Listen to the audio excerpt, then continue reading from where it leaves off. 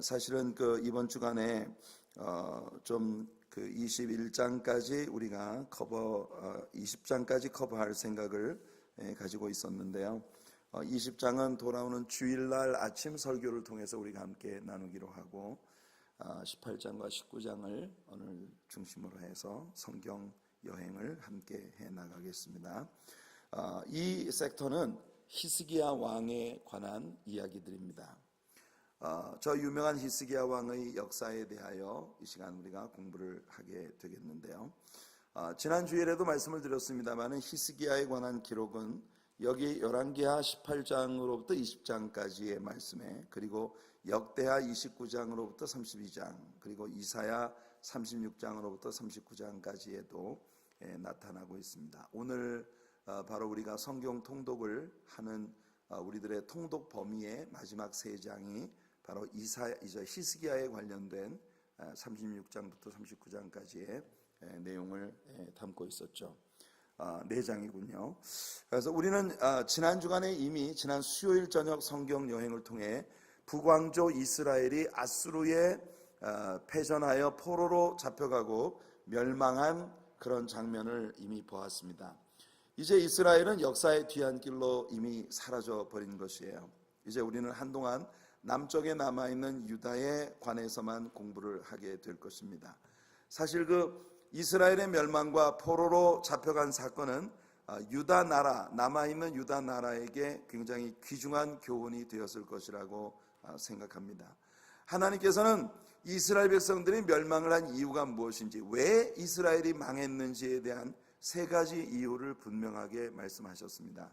첫 번째는 하나님께 불순종했기 때문이고, 두 번째는 하나님을 의심했기 때문이며, 세 번째는 하나님께 도전했기 때문이라고 그렇게 하나님께서 직접 말씀하셨습니다.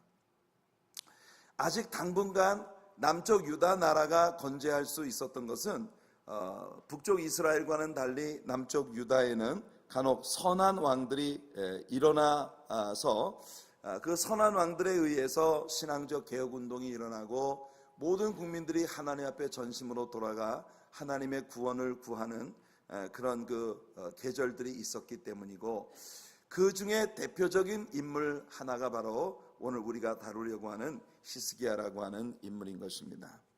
자, 18장을 여러분 펼쳐주시고요. 18장은 유다왕 히스기야와 아수르의 침략에 관한 이야기가 나옵니다. 히스기야 통치 아래에서의 영적 부흥운동이 어떻게 일어났는지가 먼저 우리들에게 소개되고 있습니다. 히스기야가 행한 영적 부흥운동에 대한 설명입니다. 1절부터 3절까지 말씀을 같이 한번 읽어보겠습니다. 이스라엘의 왕 엘라의 아들 호세아 제3년에 유다왕 아하스의 아들 히스기야가 왕이 되니, 그가 왕이 될 때에 나이가 25세라. 예루살렘에서 29년간 다스리니라. 그의 어머니의 이름은 아비요 스가랴의 딸이더라. 히스기야가 그의 조상 다윗의 모든 행위와 같이 여호와께서 보시기에 정직하게 행하여. 자, 우리는 지난주 수요일 저녁에 히스기야의 아버지 아하스가 행한 악한 일들에 대해서 배웠습니다. 그는 무엇보다도 유다의 왕이면서도 이스라엘 북쪽 왕조의 이스라엘 왕들처럼 여로보암의 악한 길로 행했던 자입니다. 그는 각종 우상을 숭배하고 우상 숭배를 위해서 하나님의 성전에 있었던 번제단과 물두멍을 함부로 옮기기까지 하는, 그리고 예루살렘 성전 안에 우상 숭배의 현장이 되게 만들었던 이런 참혹한 일을 행한 아주 악한 왕이 바로 이 아하스라는 왕이에요. 뿐만 아니라 아하스는 북쪽에 이스라엘이 침략해 들어오자 즉시 아수르의 사신을 보내어 스스로 나는 아수르의 신하요 아수르의 아들이 되겠다고 자처하면서 도움을 청했습니다. 그러니까 이 사람의 마음속에는 하나님에 대한 의식이 일체 없는 그런 아주 악한 왕이었습니다. 그래서 아수르와 더불어 굴욕적인 그런 조약을 맺게 되죠. 그래서 이스라엘은 북쪽 아수르 나라에 조공을 바치는 그런 일종의 속국이 되어버리고 만 것입니다. 자, 그와 같은 악한 왕 아하스라는 아버지에게서 어떻게 히스기야와 같은 훌륭한 아들이 나올 수 있었는지 참으로 불가사의한 일입니다. 아마 여기 이례적으로 그 어머니의 이름이 기록되고 있는 것이 히스기야의 삶에 이 어머니의 신앙이 지대한 역할을 미쳤을 것이라는 추측을 가능하게 만듭니다. 오늘 우리가 열왕기에 보면은 이 히스기야 왕의 어머니의 이름이 아비라고 나옵니다. 히브리 말로 아비라고 하는 말은 아버지라는 말입니다. 아버지. 그런데 역대하 29장 1절에 보면 그녀의 이름이 아비야라고 되어 있는 것을 봅니다. 이 아비야라고 하는 이름은 야훼는 나의 아버지라는 그런 의미를 가지고 있습니다.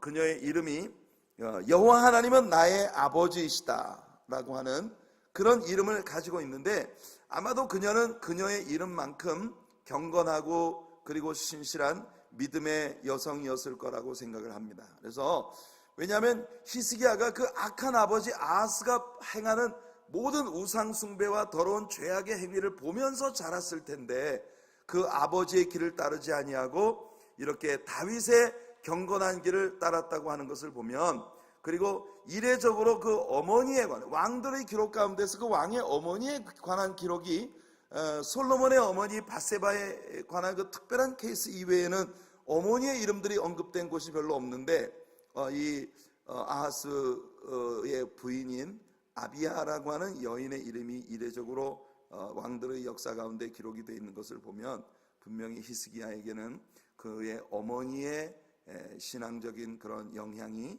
굉장히 많이 미쳤을 것이라는 것을 우리가 추측을 해볼 수 있는 가능성을 주는 것이라고 봅니다. 성경은 이 히스기야가 그 조상 다윗의 모든 행위와 같이 여호와 보시기에 정직히 행했다고 말하고 있습니다. 그러니까 이 사람 히스기야도 다윗 못지않게 하나님의 마음에 합했던 그런 왕이었던 모양입니다. 자, 이어지는 기사를 보죠. 4절을 한번 같이 읽어보겠습니다. 그가 여러 산당들을 제거하며 주상을 깨뜨리며 아세라 목상을 찍으며 모세가 만들었던 놋뱀을 이스라엘 자손이 이때까지 향하여 분향함으로 그것을 부수고 느후스단이라 일컬었더라. 바로 우리가 지난 주일 아침 설교를 통해서 이 부분을 이야기했습니다. 이 히스기야 왕이 모든 유다 백성들을 전심으로 하나님께로 돌아가게 하려고 하는 신앙개혁 운동을 주도하고 있는데, 그 신앙개혁 운동 가운데에서 놀라운 것 하나가 바로 이 모세가 광야에서 만들었던 놋뱀이 아직도 언약궤 옆에 보관이 되면서 그곳에 분향을 하고 거기에 입 맞추고 그곳에 제사하며 마치 우상처럼 이 놋뱀을 숭배하고 있는 이와 같은 일들이 히스기야 왕 때까지 계속되고 있었다고 하는 것을 우리가 이 성경에서 보는 것입니다. 참 놀라운 일이죠.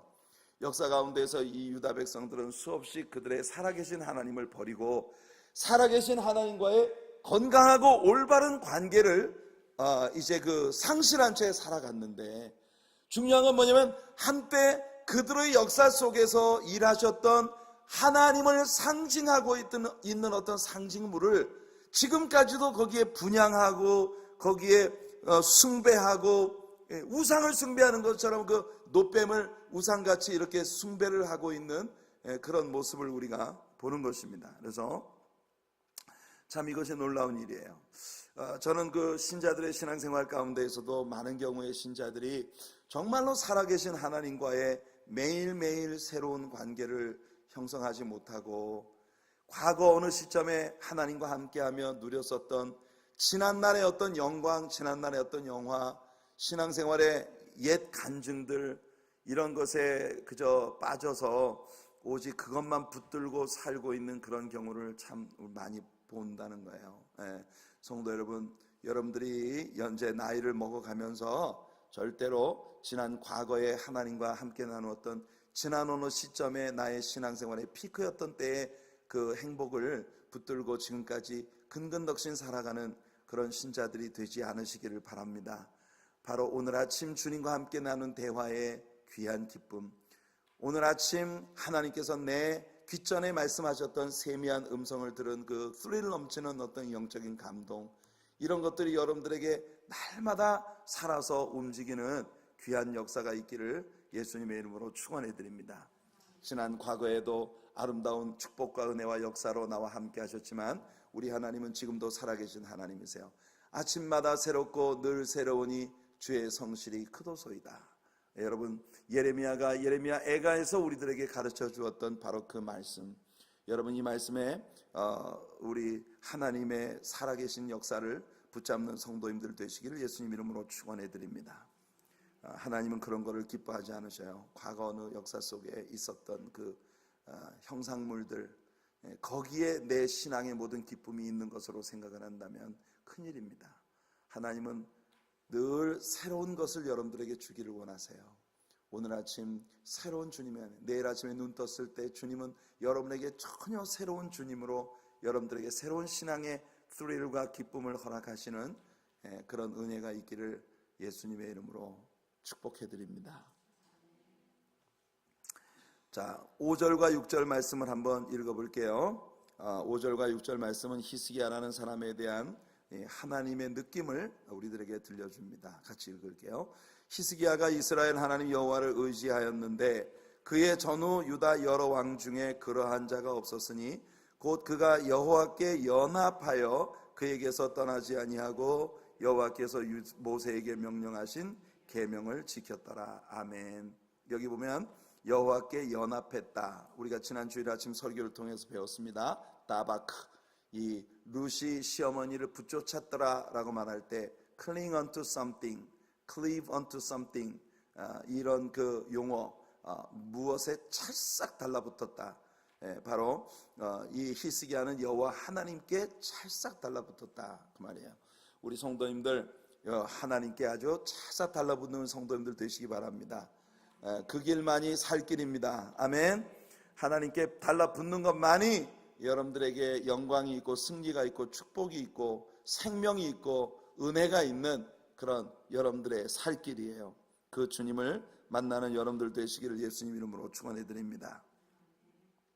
히스기야는 다윗 이래 하나님의 마음을 가장 만족시켜 드렸던 인물인 것 같습니다. 그러니까 그의 전후 유다의 여러 왕 중에 그러한 자가 없었으니, 그러니까 남쪽 유다 왕국의 왕들 가운데에서는 가장 하나님을 기쁘시게 해드리는 믿음을, 여호와를 의지했다는 말은 이제 trust in the Lord, 그러니까 여호와 하나님을 믿었다는 말입니다. 믿음에 있어서 남쪽 유다의 왕들 가운데 가장 큰 믿음의 사람으로 하나님이 인정하고 계시는 그런 사람이 바로 이 히스기야라는 왕입니다. 자, 이 히스기야는 여러분 그렇다고 해서 전혀 실수가 없는 완전한 사람이었다고 볼 수는 없습니다. 히스기야를 통해서 우리가 이제 배우게 되는 것은 우리의 삶이 하나님을 만족시켜 드릴 수 있다면 그것은 우리의 인격이나 도덕적 완전성이 아니라 하나님을 의지하고 믿고 신뢰하는 것. 하나님이 우리를 기뻐하신다면 그 기쁨은 바로 우리들의 믿음을 인한 것입니다. 아멘.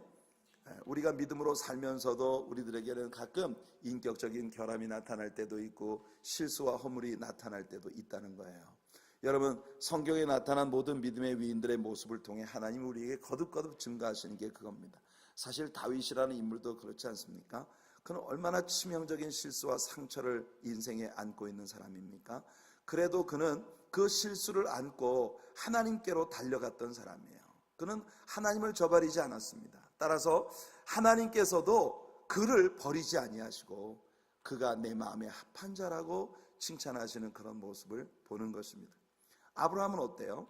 우리 모든 믿음의 사람들의 머리에 있는 것이 바로 아브라함입니다. 그래서 아브라함을 우리 믿음의 조상이라고 말하죠. 그러나 우리가 아브라함에 대해서 공부할 때 그가 저지른 몇 가지 중대한 실수들을 우리는 배웠습니다. 하지만 하나님께서 그를 의롭게 여기신 것은 그의 어떤 인격적 도덕적 완전성에 의한 것이 아니라 그가 하나님을 믿었기 때문이라는 걸 성경엔 분명히 선포하고 있는 겁니다. 창세기 15장 6절이 말씀하기를 아브라함이 여호와를 믿으니 여호와께서 이를 그의 의로 여기셨다. 여러분, 믿음으로 서는 성도님들 되시기를 축복합니다. 히스기야처럼 우리의 연약함을 인정하고 우리의 부족함을 인정하고 하나님이 아니면 나는 아무것도 아닙니다. 하나님이 아니면 나는 부지할 수 없는 존재입니다. 그래서 전심으로 주님께 연합하는, 주님께 달라붙는 그런 성도로 살아갈 때 히스기야처럼 우리들 모두가 하나님을 크게 기쁘시게 해드리는 믿음의 사람으로 서게 될 줄로 믿습니다. 자, 이제 히스기야는 자신이 그와 같은 믿음을 가지고 있는, 하나님을 기쁘시게 해야 됩니다. 여러분 히브리서 11장 6절이 뭐라고 말합니까? 믿음이 없이는 기쁘시게 못하나니 하나님께 나아가는 자는 반드시 그가 계신 것과 그가 자기를 찾는 자들에게 상 주시는 이심을 믿어야 할지니라. 그러니까 믿음이 없이는 하나님을 기쁘시게 못한다. 우리 성도들이 하나님을 기쁘시게 한다면 그것은 믿음입니다. 믿음. 우리 하나님의 사랑교회는 믿음의 사람들의 공동체가 되기를 바라고, 오늘 이 수요일 저녁 예배에 나오신 여러분 모두가 다 믿음으로 하나님께 인정받는 성도님들 되시길 바랍니다. 그런데 우리들의 믿음이 정말 하나님을 기쁘시게 해드리는 믿음이 되려면 그 믿음을 증명하는 방법이 뭔가? 그건 바로 우리들의 삶이 증명해야 된다는 거예요. 우리들의 삶이 우리가 하나님을 기쁘시게 해드리는 사람이라고 하는 것을 증명하는 것이어야 한다는 겁니다. 그래서 히스기야의 생애 가운데 하나님께 참 기쁨을 드렸던 히스기야가 내린 중요한 결정들을 우리는 몇 가지 성경에서 보는데요. 첫째, 아수르의 공격에 대해서 유다의 왕으로서 히스기야가 취하고 있는 이 태도입니다. 그런데 히스기야가 처음부터 그렇게 믿음으로 행한 것은 아니었단 말이에요. 처음에는 굉장히 믿음이 연약하고 유약해서 하나님을 전적으로 신뢰하지 못하고 사람들을 믿고 엉뚱한 일을 하는 그런 실수들을 저지른 모습들이 있었지만, 그런 모든 연단의 과정들을 통해서 히스기야는 오직 하나님만 신뢰해야 한다라고 하는 훈련을 받게 되는 거예요. 그래서 히스기야는 아주 큰 믿음으로 하나님께 인정받는 그런 왕이 되는 것입니다. 그래서 우리들의 신앙생활 가운데 우리에게 다가오는 여러 가지 종류의 연단과 아픔들이 사실은 우리의 믿음을 단련시켜서 아주 순수한 믿음의 사람으로 돌아가게 만드는 하나님의 축복의 도구가 된다는 사실을 여러분 믿으시기를 바랍니다. 자, 7절부터 10절까지 말씀을 한번 읽어볼게요. 7절부터 10절입니다. 시작. 여호와께서 그와 함께 하심에 그가 어디로 가든지 형통하였더라. 저가 아수르 왕을 배반하고 섬기지 아니하였고, 그가 블레셋 사람들을 쳐서 가사와 그 사방에 이르고 망대에서부터 견고한 성까지 이르렀더라. 히스기야 왕 제4년 곧 이스라엘 왕 엘라의 아들 호세아 제7년에 아수르의 왕 살마네셀이 사마리아 올라와서 애워쌌더라. 3년 후에 그 성읍이 함락되니 그 곧 히스기야 왕의 제6년이요 이스라엘 왕 호세아의 제9년에 사마리아가 함락되매. 이미 말씀을 드린 것처럼 지난 수요일 저녁 성경 여행에서 우리는 북쪽 이스라엘이 호세아 9년에 완전히 멸망당하는 모습까지 이미 보았단 말이에요. 그런데 오늘 우리가 지금 다시 역사를 거꾸로 거슬러 올라가서 북쪽 이스라엘이 그렇게 멸망을 당하던 때 남쪽 유다에서는 무슨 일이 벌어졌었는지를 우리가 지금 읽고 있는 것입니다. 이해되시죠? 호세아가 통치 9년째를 맞았을 때 북쪽의 이스라엘이 아수르에 의해서 함락되었습니다. 이제 아수르의 다음 목표적은 당연히 남쪽 유다이겠죠. 북쪽 이스라엘을 아수르가 차지한 이상 이제 아수르와 유다 사이에는 오직 국경 하나가 있을 뿐이었습니다. 그래서 11절과 12절을 한번 읽어보겠습니다. 11절 12절 시작. 아수르 왕이 이스라엘을 사로잡아 아수르에 이르러 고산 강가에 있는 할라와 하불과 메대 사람의 여러 성읍에 두었으니 이는 그들이 하나님 여호와의 말씀을 듣지 아니하고 그의 언약과 여호와의 종 모세가 명령한 모든 것을 따르지 아니하였음이더라. 보세요. 여기 하나님께서 제시하시는 이스라엘의 패망의 이유가 분명히 나오지 않습니까? 그들은 하나님을 불순종했고 하나님을 배반했고 하나님을 믿지 않는, 의심하는 그런 일을 했다는 것을 하나님이 분명히 여기 말씀하고 계십니다. 호세아 왕 9년에 이스라엘을 함락시켰던 아수르의 왕은 살만에셀이었습니다. 이제 히스기야 왕 통치 14년에 아수르가 유다를 침략하는데 이때의 아수르의 왕은 산헤립이었습니다. 세나크렙. 이 산헤립이라고 하는 왕이 이제 남쪽 유다를 공격해 오고 있습니다. 그런데 우리는 여기서 히스기야가 갑자기 그 마음이 약해져서 아수르 왕에게 다짜고짜 항복을 선언하는 장면을 보게 됩니다. 여러분, 위인들의 삶에도 이렇게 슬럼프가 종종 다가오는 거예요. 그러니까 우리 신자들의 삶에 믿음의 위기가 다가온다 하더라도 그것을 여러분 너무 이상한 일 당하는 것처럼 생각하지 마십시오.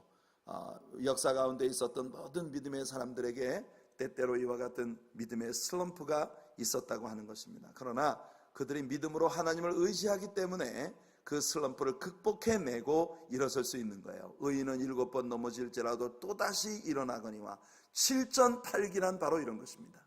하나님을 신뢰하기 때문에 7번 넘어져도 8번째 또 일어날 수 있는 게 믿음의 사람이라는 거예요. 할렐루야, 할렐루야. 그러니까 여러분들 7전8기의 믿음의 용장들이 되시기를 예수님의 이름으로 축원해 드립니다. 자, 그래서 이 히스기야 왕은 갑자기 아수르의 무조건 항복을 선언합니다. 아수르 왕은 즉시 히스기야에게 은 300달란트와 금 30달란트를 조공으로 정해서 이제 그 아수르에 바치라고 명령을 내립니다. 그래서 히스기야는 성전과 궁궐에 보관하고 있던 은을 다 꺼내다가 아수르 왕에게 조공으로 바치고, 심지어는 성전 문과 기둥에 입혔던 금까지 다 벗겨서 가져다가 이 아수르 왕에게 바친 것이에요. 자, 그런데 중요한 사실은 뭐냐? 그러면 히스기야가 아수르가 공격을 해오니까 갑자기 두려움이 찾아와서 아수르 왕에게 조공을 바치고 내가 아수르의 속국이 되겠습니다, 살려주세요, 이렇게 해서 아수르 왕의 마음을 금과 은으로 만족을 시켜주었으니까 그러면 아수르가 다시는 유다를 공격하지 않을 것이냐? 그게 아니더라는 거예요. 이 아수르 왕은 받아먹을 거 다 받아먹고 또 공격합니다. 요게 말입니다, 바로 신자들에게 사탄의 속성이 무엇인지를 보여주는 그림이에요. 여러분들, 마귀하고는 절대 타협하면 안 됩니다. 세상하고는 절대 타협하면 안 돼요. 우리가 여호수아가 가나안 땅을 정복할 때 하나님이 그들에게 주셨던 말씀이 있어요. 가나안의 원주민들과 절대 평화 조약을 맺지 말아라 그랬어요. 우리 배웠죠? 근데 여호수아가 맺었어요, 안 맺었어요? 기본 족속들에게 그냥 깜빡 속아가지고. 그 기본 족속들은 뭐를 의미하는 족속이라고요? 기본은 여리고는 세상을 의미하고, 아이는 우리 자아를, 육체를 의미하고, 그리고 기본은 뭘 의미해요? 마귀를 의미한단 말이에요. 마귀, 세상과 육체와 마귀. 요한일서에서 요한이 우리들의 대대로 믿는 모든 믿는 사람들의 대적은 바로 이 세 가지예요. 세상과 육체와 마귀. 여리고는 세상, 아이는 육체, 그리고 기브온은 마귀를 의미하는 사탄, 마귀.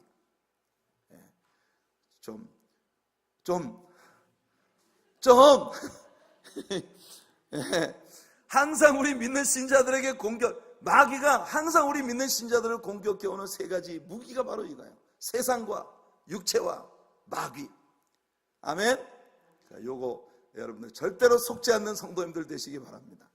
아이고, 성경 여행을 통해서 배우고, 성경 통독을 하면서 또 배우고, 성경 퀴즈까지 내서 답까지 달고 그랬는데도 또 생각이 안 나.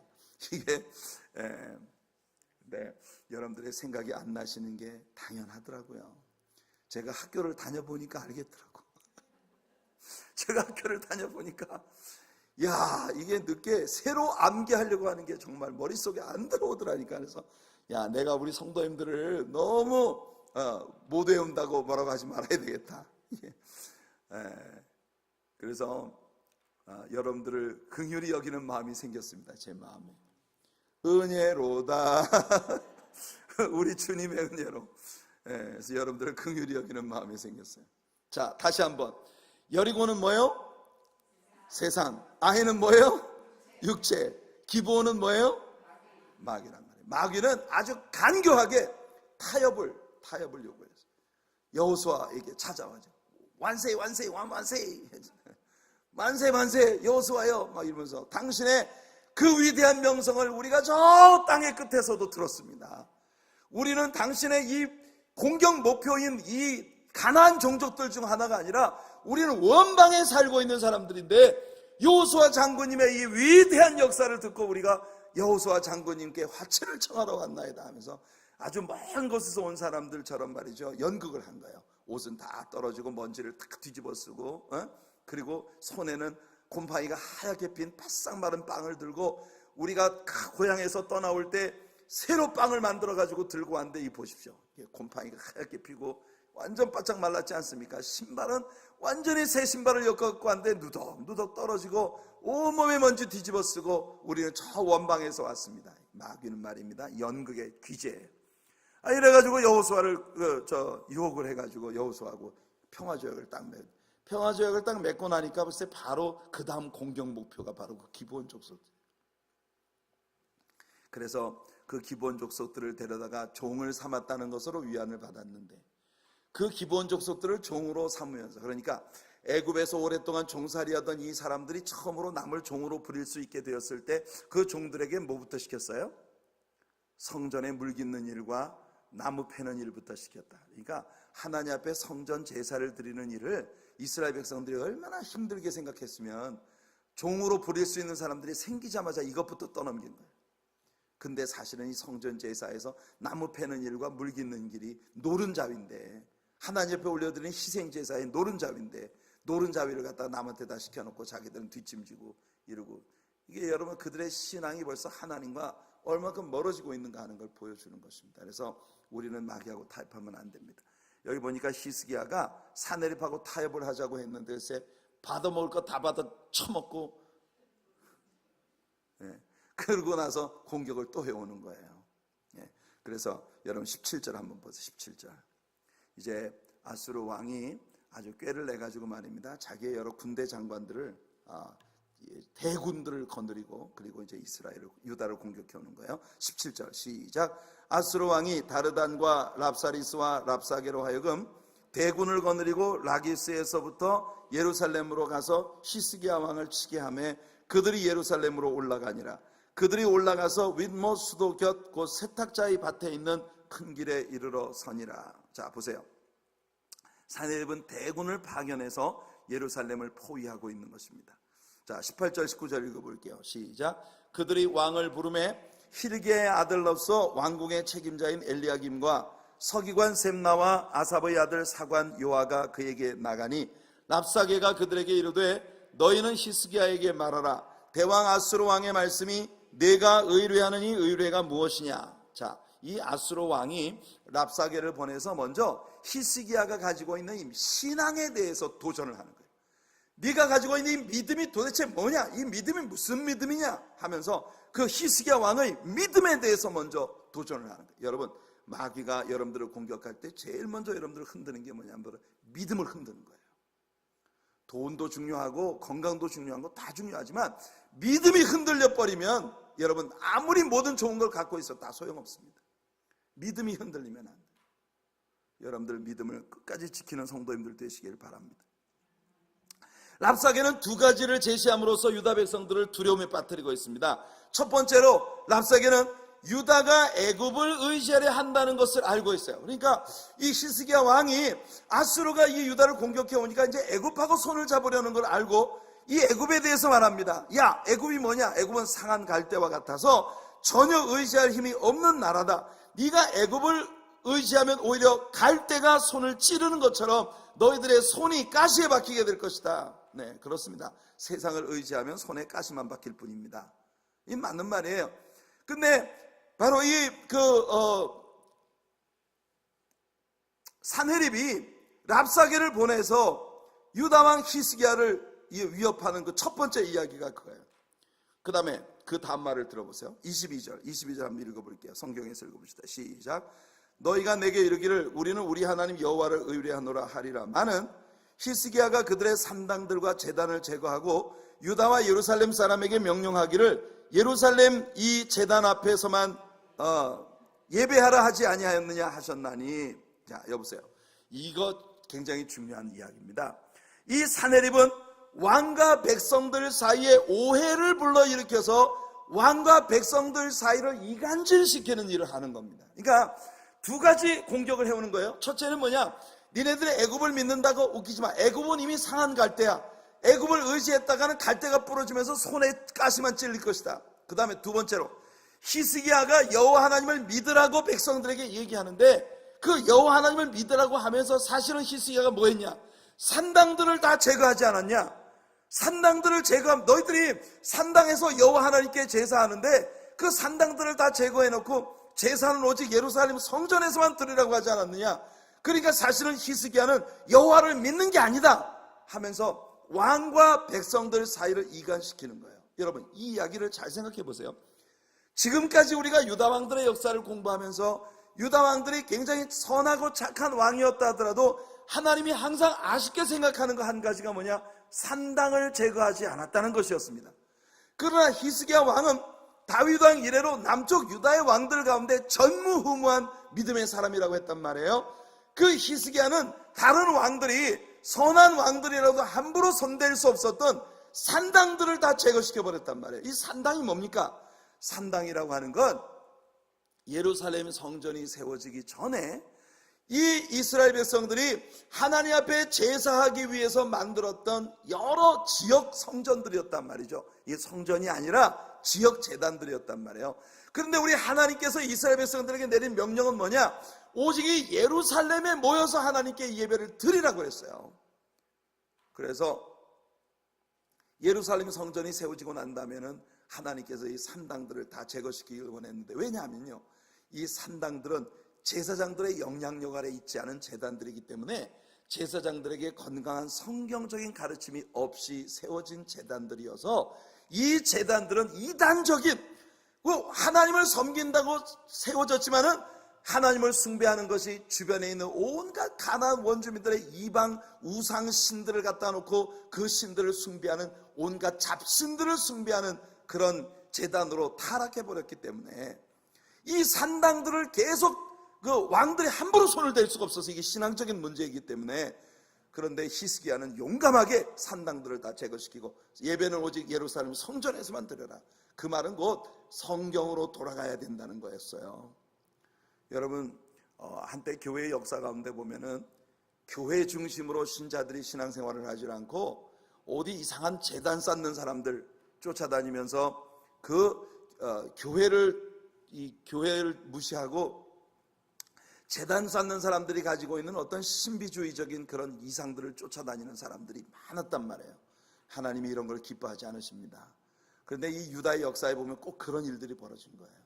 과거에는 하나님을 섬긴다는 목적으로 만들어진 제단이지만 하나님께서 예루살렘 성전을 그들에게 세워주시고 난 이후에도 이 산당들이 남아있어가지고 온갖 이상한 귀신 장난들하는 우상 사신들을 숭배하는 이상한 타락한 그런 그 제단으로 전락해 있었던 그 산당들을 왕들이 함부로 손을 못 댔는데 히스기야 왕이 그 산당들을 다 제거한 거예요. 그러면서 이 아수르 왕 사네립이 랍사게를 시켜가지고 여러분 유다 백성들과 왕 사이를 이간질시키는 거예요.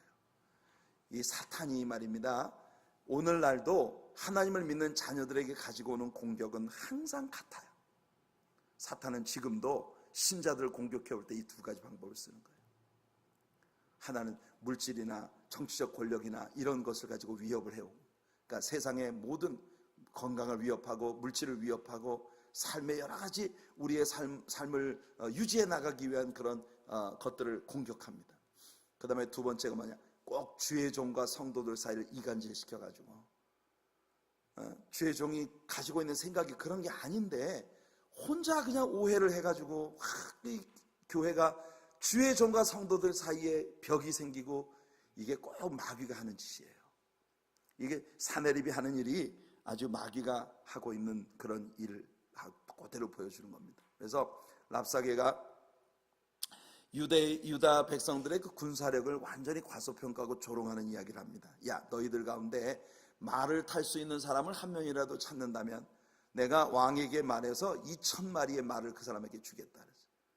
그 말은 무슨 말입니까? 너희 군인들이 군인이냐? 말 타는 놈 하나도 없는 군대가 군대냐? 이렇게 조롱을 하고 있는 거예요.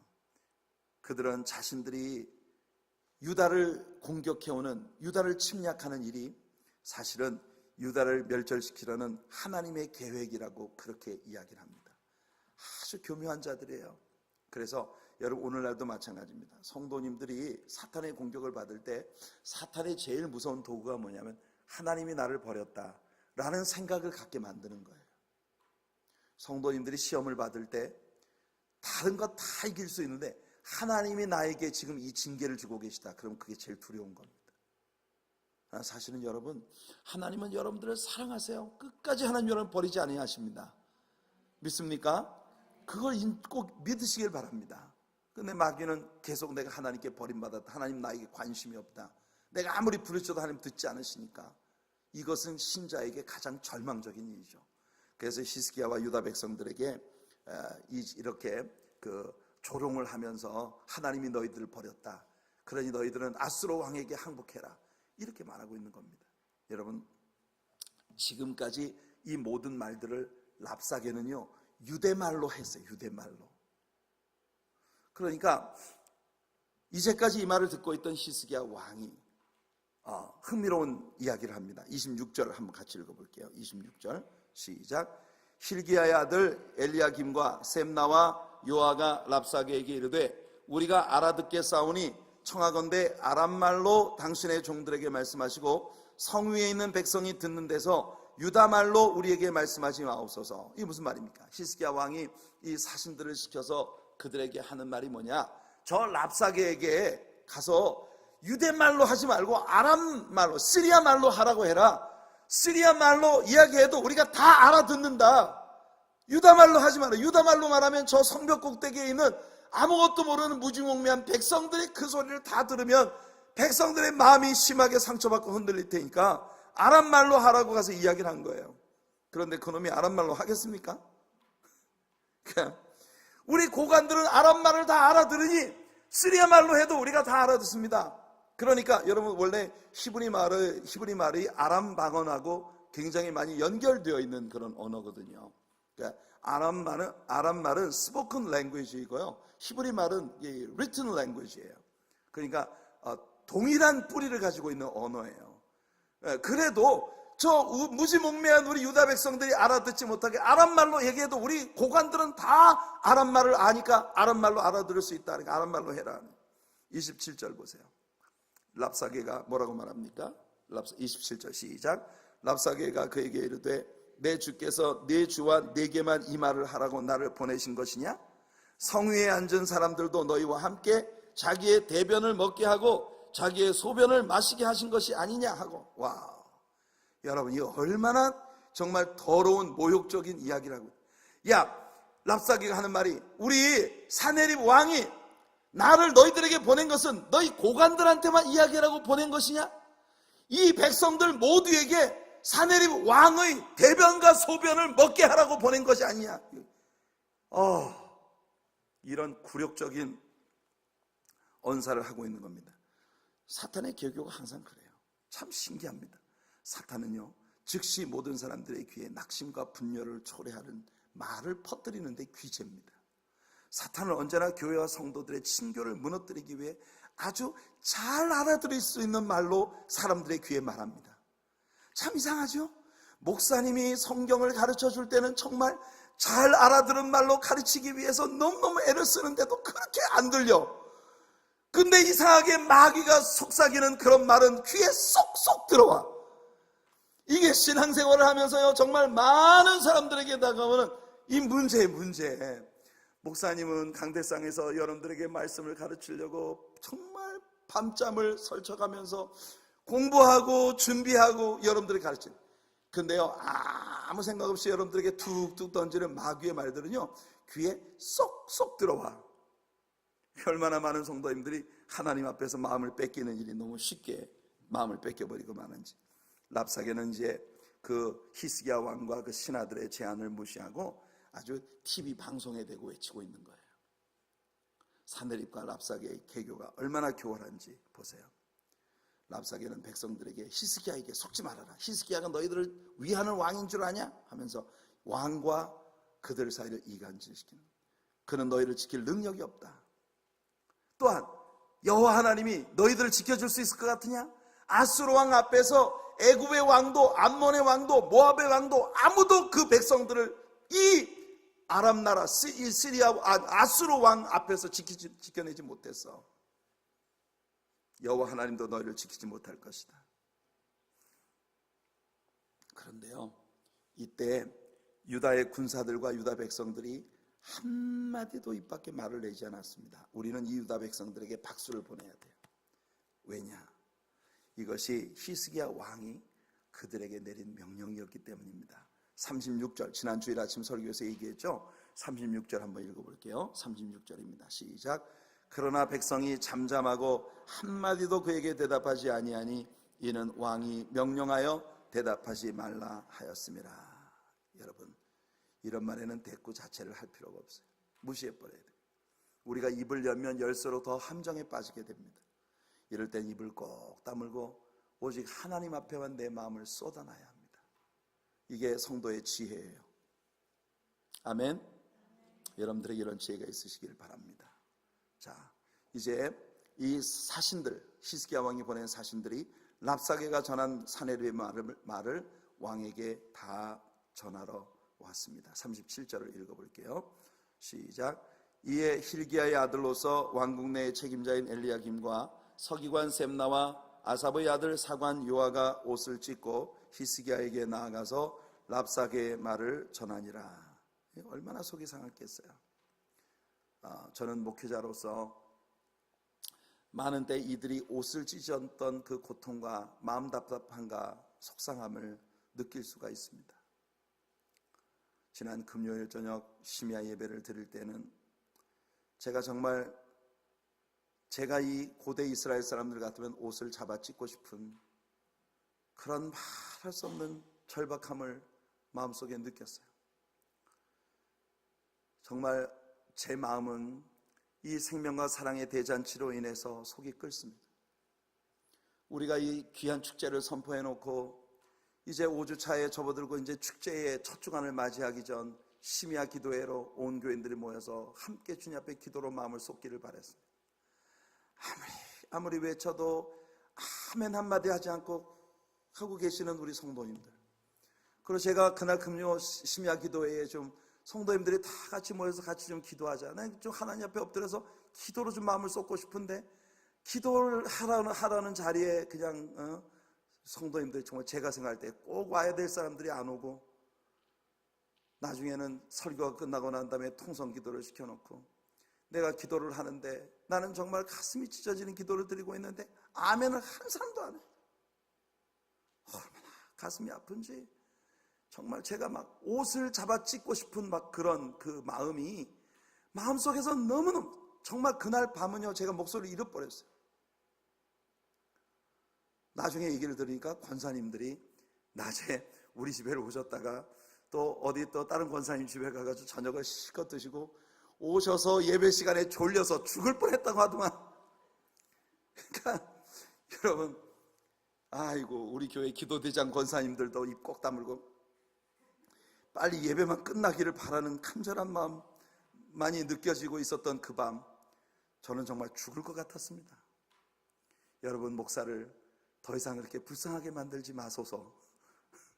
여러분, 제가 볼 때 이 랍사게의 말을 들은 신하들이 히스기야 왕에게 이 소식을 전하며 옷을 잡아 찢었습니다. 얼마나 가슴이 답답하고 얼마나 절규하는 말. 그들은요 입 밖에 아무 말도 내지 말라는 왕의 명령에 순종하며 사람들에게는 아무 소리 하지 않고 오직 하나님께만 그 마음을 쏟아 놓았습니다. 우리 하나님의 사랑교회도 그런 교회가 되기를 예수님 이름으로 축원해 드립니다. 19장으로 들어갑니다. 19장은 히스기야의 기도와 이사야 선지자의 예언이 나옵니다. 자, 하나님의 도우심을 구하는 히스기야의 기도가 드디어 여기에 나옵니다. 보세요. 히스기야 같은 사람도 처음부터 그렇게 완전한 믿음으로 행한 게 아니었단 말이에요. 우리들처럼 인간적인 생각과 인간적인 모사를 쓰고 인간적인 방법으로 하려다가 처절한 실패를 경험하기도 하고 이런 아픔들을 겪고 난 후에 드디어 전심으로 옷을 찢으며 하나님께만 기도하는, 낯을 벽으로 향하여 오직 하나님께만 마음을 쏟는 이런 기도의 사람이 될 수 있다는 겁니다. 우리들에게도 그런 과정이 다 필요한 거죠. 자, 1절 읽어볼게요. 같이 읽습니다. 시작. 히스기야가 왕이 듣고 그 옷을 찢고 굵은 배를 두르고 여호와의 전에 들어가서, 자, 히스기야 왕이 그 옷을 찢고 굵은 배를 입은 것은 유다인들의 슬픔을 표시하는 전형적인 방법이었습니다. 어디로 들어갔다고요? 성전으로 들어갔어요. 주의 성전에 들어갔어요. 성전은 우리가 낙심되고 슬픈 마음이 있을 때 찾아갈 가장 좋은 장소입니다. 우리가 문제가 생길 때는 다른 어디서 해결점을 찾으려 하지 말고 오직 하나님께 그 문제를 가져가는 지혜가 있기를 바랍니다. 히스기야는 자기 자신만 기도할 뿐 아니라 선지자의 도움을 구하기 위해서 자기의 사신들을 선지자에게 보냅니다. 자신에게 어려움이 있을 때 목회자나 혹은 동료 성도들에게 기도의 도움을 구하는 것도 좋은 일이에요. 우리가 사람에게 직접적인 도움을 구하는 것은 별로 지혜로운 일이 아닙니다. 하지만 서로 기도를 요청하고 서로를 위해서 기도로 돕는 것은 참으로 효과적인 그런 위기 극복의 방법이에요. 우리 교회에는 매주 금요일 저녁마다 모여서 우리 성도님들이 가진 각종 문제들을 하나님의 제단 앞으로 가지고 나오는 중보 기도 사역팀이 있습니다. 여러분들이 마음속에 함께 누군가가 날 위해 기도해 주기를 바라는 기도의 제목이 있으면 여러분들이 저 기도 요청함에다가 기도 카드를 넣으세요. 그래서 여러분들이 중보 기도팀이 그 기도를 붙들고 여러분들을 위해서 간절히 기도할 때 하나님께서 응답 주실 줄로 믿습니다. 그러니까 여러분들 우리에게는 이렇게 성도님들의 아픈 문제를 하나님 앞에 가지고 나가는 중보 기도 용사들이 있다는 걸 늘 든든하게 생각하시고 여러분이 중보 기도 팀에게 많은 기도 리퀘스트를 올릴 수 있는 우리 성도님들 되시길 바랍니다. 자, 이제 2절부터 4절까지 같이 읽겠습니다. 2절부터 4절 시작. 왕궁의 책임자인 엘리야김과 서기관 셈나와 제사장 중 장로들에게 굵은 배를 둘러서 아모스의 아들 선지자 이사야에게로 보내매 그들이 이사야에게 이르되 히스기야의 말씀이 오늘은 환난과 징벌과 모욕의 날이라 아이를 낳을 때가 되었으나 해산할 힘이 없도다. 랍사게가 그의 주 아수르 왕의 보냄을 받고 와서 살아계신 하나님을 비방하였으니 당신의 하나님 여호와께서 혹시 그의 말을 들으셨을지라. 당신의 하나님 여호와께서 그 들으신 말 때문에 꾸짖으실 듯하니 당신은 이 남아있는 자들을 위하여 기도하소서 하더이다 하니라. 자, 여기 보니까 여러분 우리 읽은 성경 구절 가운데 그 앞에 부분 보시면 아이를 낳을 때가 되었으나 해산할 힘이 없도다. 저는 히스기야가 이사야 선지자에게 요청하고 있는 이 말, 환난과 징벌과 모욕의 날이 왔는데 아이를 낳을 때가 되었으나 해산할 힘이 없다. 여러분이 정말 얼마나 대단한 믿음의 말입니까? 지금 환난과 징벌과 모욕이 다가왔어요. 그러나 이사야는, 히스기야는 이 상황을 무엇으로 봤느냐? 지금 아이 낳는 해산의 수고를 하는 날이라고 본 겁니다. 지금 우리에게 수치가 있고 모욕이 있고 아픔이 왔지만 사실 이 수치와 모욕과 아픔이 우리를 완전히 망하게 하는 게 아니라 영광스러운 하나님의 영광의 역사를 해산할 때가 왔다는 거예요. 아멘 좀 하십시오, 내 동포들이요. 임신한 부인에게서 10달이 채워지고 그동안 그 불편하고 힘들었던 그 모든 이 10달을 채우고 만상의 배를 가지고 지금 해산의 고통과 여러 가지 아픔이 왔지만 이 고통만 넘기고 나면 하나님의 축복이 태어날 거란 말이에요. 그 하나님의 축복이 태어날 바로 그 고비인데 아이를 낳을 때가 됐는데 해산할 힘이 없다. 제가 생각할 때 우리 하나님의 사랑교회가 딱 이 시츄에이션인 것 같아요. 예? 아이 낳을 때가 됐어요. 분명히 하나님께서 우리들에게 새 아이를 주시려고, 아멘, 새 아이를 주시려고 이제 해산의 때가 왔단 말이에요. 요거 우리 한번 바짝 힘을 좀 써야 되겠는데 힘을 쓰려고 보니까 너무 연세 많이 드신 어른들만 많아. 그러니까 이게 마지막 한 번만 더 힘을 확 쓰면 응애 태어날 것 같은데 이 마지막 한 번 힘을 확 쓸 힘이 딸리는 거예요. 이게 이제 우리 교회의 시츄에이션이라. 그래서 여러분 우리는요 온 교우들의 힘을 합해야 되는 겁니다. 아멘. 그러니까 자꾸 여러분 이렇게 온 교인들의 힘을 바싹 합해야 될 때 누가 하나 피피게 김밥 옆구리 터지는 소리 하지 말고 그냥 온 교인들의 힘을 확 합해가지고 목사가 시키는 대로 그냥 아멘 하면서 그냥 확 달라붙어야지. 할렐루야. 제가 이 교회에 부임해서 했던 설교 중에 아멘 소리 제일 큰 게 오늘 저녁이에요. 해산을 여러분 이게 히스기야 왕은 이 부분을 이렇게 해석하고 있는 거예요. 고난이 극에 달했지만 아픔이 극에 달했지만 망신이 극에 달했지만 그러나 이것이야말로 해산의 날이다. 우리가 한 번만 더 힘을 쓰자. 그런데 이 힘이 부족합니다. 그러니 선지자님 우리를 위해 기도해 주십시오. 참 지혜로운 기도의 요청이죠. 하나님께 어필하는 방식이 정말 대단합니다. 우리 5절부터 7절까지 한번 읽어봅시다. 시작.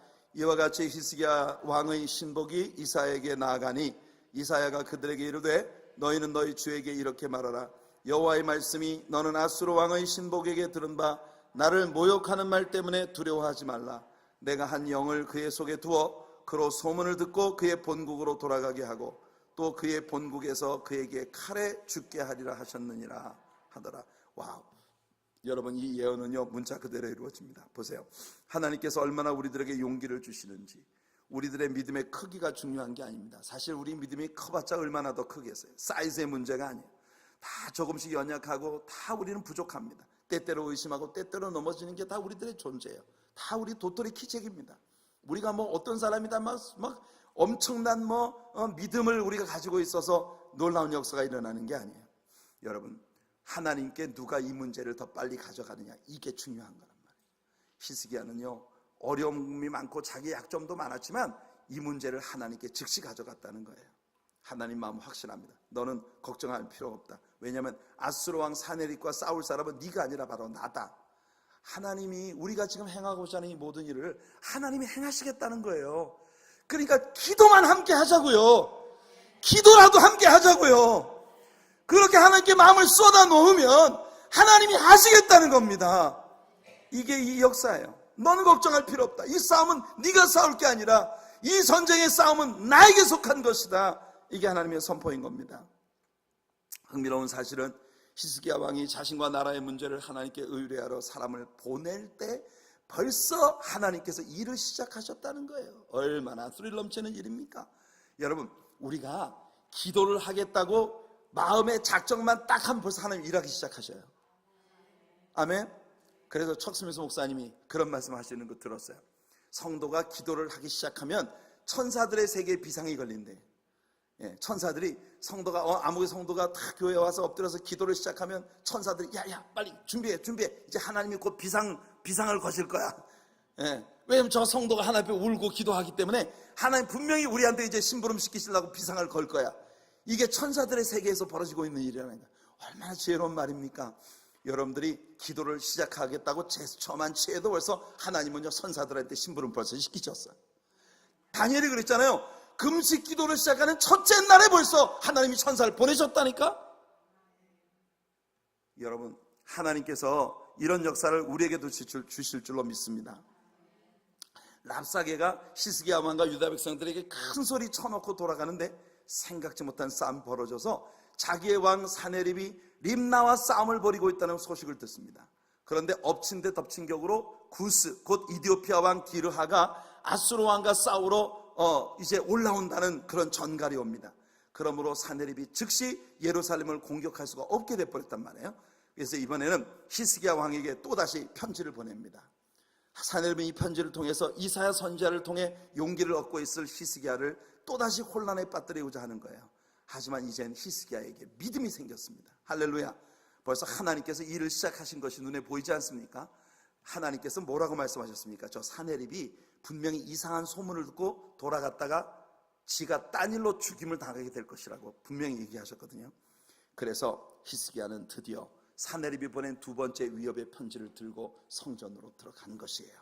그래서 성전에 들어가서 이 편지를 주의 임재 앞에 펼쳐놓고 하나님 앞에 기도하는 겁니다. 자, 14절부터 19절까지 읽겠습니다. 시작. 히스기야가 사자의 손에서 편지를 받아보고 여호와의 성전에 올라가서 히스기야가 그 편지를 여호와 앞에 펴놓고 그 앞에서 히스기야가 기도하여 이르되 그룹들 위에 계신 이스라엘의 하나님 여호와여, 주는 천하만국의 홀로 하나님이시라. 주께서 천지를 만드셨나이다. 여호와여, 귀를 기울여 들으소서. 여호와의 눈을 떠서 보시옵소서. 사네립이 살아계신 하나님을 비방하러 보낸 말을 들으시옵소서. 여호와여, 아수르 여러 왕이 과연 여러 민족과 그들의 땅을 황폐하게 하고 또 그들의 신들을 불에 던져 싸우니 이는 그들이 신이 아니요 사람의 손으로 만든 것 곧 나무와 돌뿐이므로 멸하였나이다. 우리 하나님 여호와여, 원하건대 이제 우리를 그의 손에서 구원하옵소서. 그리하시면 천하만국이 주 여호와가 홀로 하나님이신 줄 알리이다 하니라. 아멘. 우린 여기서 놀라운 진전을 보는 겁니다. 이제 히스기야는 확실히 하나님을 우리 하나님 여호와라고 부르기 시작했어요. 그리고 히스기야의 기도의 목적은 분명해졌습니다. 자신의 명분이나 성공을 위한 그런 싸움이 아니라 이 싸움은 하나님의 이름의 영광을 위해서 싸우는 싸움이라는 거예요. 이 기도가 전환되어질 때 하나님께서 이사야 선지자를 통하여 응답을 보내신 것입니다. 그게 이제 20절부터 34절까지 말씀이에요. 한번 읽어볼게요. 20절부터 34절입니다. 시작. 아모스의 아들 이사야가 히스기야에게 보내 이르되 이스라엘 하나님 여호와의 말씀이 내가 아수르 왕 사네립 때문에 내게 기도하는 것을 내가 들었노라 하셨나이다. 여호와께서 아수르 왕에게 대하여 이같이 말씀하시기를 처녀 딸 시온이 너를 멸시하며 너를 비웃었으며 딸 예루살렘이 너를 향하여 머리를 흔들었느니라. 내가 누구를 꾸짖었으며 비방하였느냐? 누구를 향하여 소리를 높였으며 눈을 높이 떴느냐? 이스라엘의 거룩한 자에게 그리하였도다. 내가 사자들을 통하여 주를 비방하여 이르기를 내가 많은 병거를 거느리고 여러 산 꼭대기에 올라가며 레바논 깊은 곳에 이르러 높은 백향목과 아름다운 잣나무를 베고 내가 그 가장 먼 곳에 들어가며 그의 동산의 무성한 수풀에 이르리라. 내가 땅을 파서 이방의 물을 마셨고 나의 발바닥으로 애굽의 모든 강들을 말렸노라 하였도다. 내가 듣지 못하였느냐? 이 일은 내가 태초부터 행하였고 옛날부터 정한 바라. 이제 내가 이루어 너로 견고한 성들을 멸하여 무너진 돌무더기가 되게 함이니라. 그러므로 거기에 거주하는 백성의 힘이 약하여 두려워하며 놀랐나니 그들은 들의 채소와 푸른 풀과 지붕의 잡초와 자라기 전에 시든 곡초같이 되었느니라. 내 거처와 내 출입과 내가 내게 행할 분노를 내가 다 아노니 내가 내게 향한 분노와 내 교만한 말이 내 귀에 들렸도다. 그러므로 내가 갈고리를 내 코에 꿰고 재갈을 내 입에 물려 너를 오던 길로 끌어 돌이키리라 하셨나이다. 또 내게 보일 징조가 이러하니 너희가 금년에는 스스로 자란 것을 먹고 내년에는 그것에서 난 것을 먹되 제3년에는 심고 거두며 포도원을 심고 그 열매를 먹으리라. 유다 족속 중에서 피하고 남은 자는 다시 아래로 뿌리를 내리고 위로 열매를 맺을지라. 남은 자는 예루살렘에서부터 나올 것이요 피하는 자는 시온산에서부터 나오리니 여호와의 열심히 이 일을 이루리라 하셨나이다 하니라. 그러므로 여호와께서 아수르 왕을 가리켜 이르시기를 그가 이 성에 이르지 못하며 이리로 화살을 쏘지도 못하며 방패를 성을 향하여 세우지 못하며 치려고 토성을 쌓지도 못하고 오던 길로 돌아가고 이 성에 이르지 못하리라 하셨으니 이는 여호와의 말씀이니라. 내가 나와 나의 종 다윗을 위하여 이 성을 보호하여 구원하리라 하셨나이다 하였더라. 이사야는 매우 분명하고 담대한 선언을 했습니다. 글쎄요, 당시의 유다 사람들 가운데 이사야가 진짜 선지자인가에 대한 의심을 가지고 있는 사람들이 적지 않았을 거예요. 왜냐하면 이사야의 예언 가운데는 많은 것들이 당시 사람들에게는 전혀 이해되지 않았기 때문입니다. 이사야는 보라 처녀가 잉태하여 아들을 낳을 것이요 그 이름을 임마누엘이라 하리라 라고 했습니다. 사람들은 야, 대단한 예언이구나, 이 예언이 언제 이루어질까 생각했을 것입니다. 하지만 그 시대 사람들 가운데 아무도 이 예언의 성취를 보지 못했습니다. 왜냐하면 이 예언은 먼 훗날 예수 그리스도에게 이루어질 예언이기 때문이죠. 그래서 사람들은 이사야의 선지자로서의 정통성에 문제점이 있다고 생각했을 거예요. 이제 그 선지자가 이번에는 자신의 민족에게 즉시 일어날 일에 대해 예언을 한 것입니다. 사람들은 이 예언이 진짜 이루어지는지 눈여겨 보게 될 것이에요. 그리고 그 예언은 즉시 성취되었습니다. 그러므로 해서 이사야 선지자가 그 시대 사람들 중에 아무도 볼 수 없는 그 먼 훗날에 대한 예언도 반드시 이루어질 것이라고 하는 것을 하나님께서 확증해 주신 것입니다. 자, 마지막 35절부터 37절까지 읽고 마치겠습니다. 35절부터 37절 시작. 이 밤에 여호와의 사자가 나와서 아수르 진영에서 군사 18만 5천 명을 친지라. 아침에 일찍이 일어나 보니 다 송장이 되었더라. 아수르 왕 사네립이 떠나 돌아가서 니느웨에 거주하더니 그가 그의 신 니스록의 신전에서 경배할 때에 아드람 멜렉과 사레셀이 그를 칼로 쳐 죽이고 아라랏 땅으로 그들이 도망하매 그 아들 에살핫돈이 대신하여 왕이 되니라. 보세요, 이사야 선지자의 예언이 문자 그대로 성취된 것을 우리는 봅니다.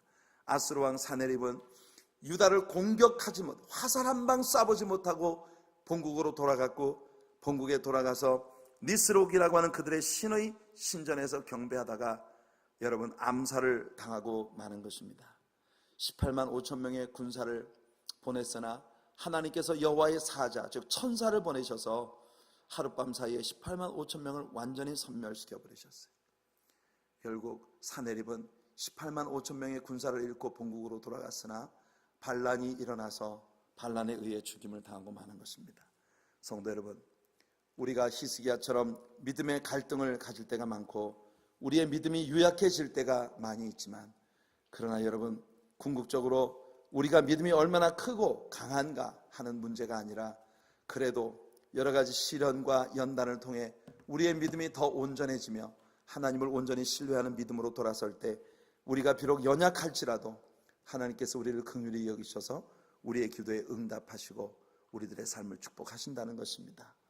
우리들의 삶에 어떤 것이 다가와도, 우리 하나님의 사랑교회 앞에 무엇이, 어떤 현실이 우리 앞에 있다 하더라도 히스기야 왕이 말한 것처럼 해산할 날이 왔는데 이제 비로소 아기를 낳을 수 있는데 마지막 힘을 쓸 그 힘이 우리에게 부족합니다. 이것이 우리가 다 같이 하나님 앞에 엎드려야 할 기도의 제목인 것입니다. 오늘 밤 이 기도를 가지고 함께 주님 앞에 나아가는 저와 여러분들이 되기를 예수님 이름으로 축원해 드립니다.